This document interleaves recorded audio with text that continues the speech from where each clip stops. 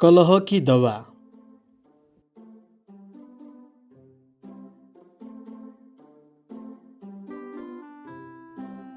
कृष्णनगर के राजा धीर प्रकाश न केवल प्रतापी थे बल्कि अत्यंत संवेदनशील भी थे। लेकिन जितनी उनकी ख्याति देश विदेश में फैली, उतनी ही महारानी उग्रचंडी की बदनामी भी हुई। इसी तरह एक दिन एक योगी ने महल में प्रवेश किया।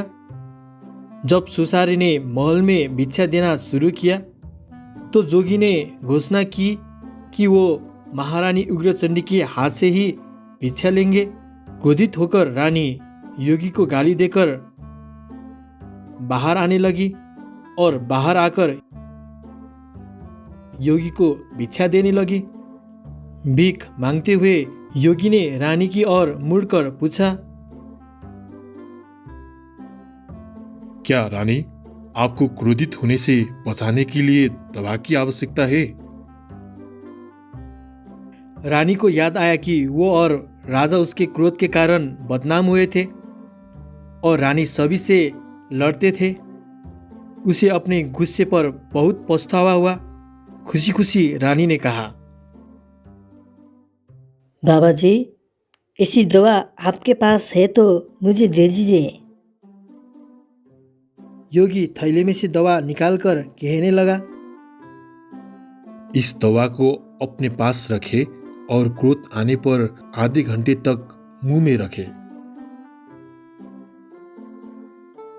रानी ने योगी से दवा ली और वही किया। एक महीने की भीख मांगने के बाद योगी फिर से महल में आया।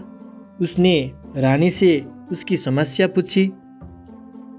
अब कैसे है आपको? हे बाबा जी, आपकी दवा ने मेरा बहुत भला किया। औरों की भी जरूरत है। कब तक खाना चाहिए मुझे? हे रानी, ये बिना किसी दवा का साधारण जल है और कलह और क्रोध का उपचार मौन है। मैंने तुम्हें सिखाया कि जब तुम क्रोध में हो तो चुप रहने के लिए अपने मुंह में पानी और दवा डाल दो। समझ गए आप? जोगी की बात सुनकर रानी लज्जित हुई। उस दिन से उसे गुस्सा आना बंद हो गया और उसे किसी और दवा की जरूरत नहीं पड़ी।